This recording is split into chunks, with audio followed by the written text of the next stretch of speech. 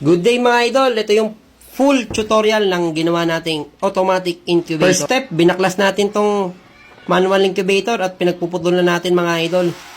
Yan, importante yung kaha. Ito, ritaso lang pero gagawin nating maganda ngayon. Yan, ito idol. Sinukat ko lang to ayon sa laki ng binili natin na egg turner.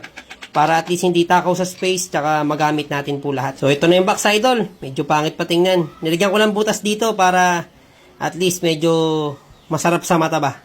Yan mga idol oh. Tapos may nakita tayong tirang pintura sa ano natin.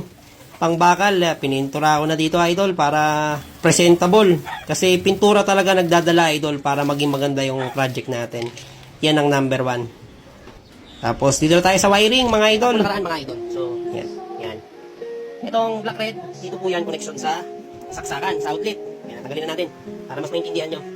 Itong black tsaka yellow, para po dito yan sa pan, tsaka sa bumbilya. Pwedeng isang bumbilya, pwedeng dalawa. Sa akin, ginawa ko dalawa para just in case. Yan mga idol. Hinap ko lang yan. Yan, pinagtuktong ko to, tsaka ito, hinap ko dito sa dilaw, tsaka ano, positive, negative. Pero kahit magkabaliktad, pwede.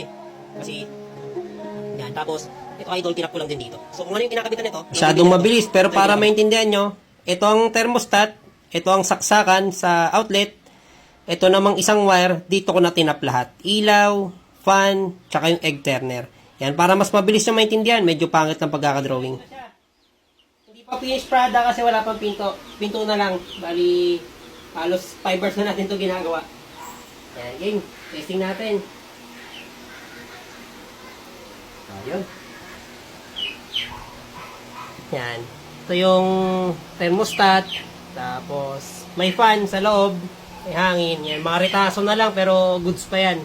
Ilaw, tapos yung egg turner natin. Tapos yun, ito na idol, finished product. Tingnan mo naman yan. Sino magsasabi puro retaso lang yung ginamit natin idol? Yan o. Pero yung mga ginamit natin, hindi retaso yan. Yung pinakakahalang. Yan idol o. Sarap sa mata. Pag nakikita mo yung gusto mo nagagawa mo ba. Yan idol o. Umiikot na ng kusa, hindi na tayo mag-iikot. Yan, yun lang idol. Salamat po. Sana po nakatulong sa inyo.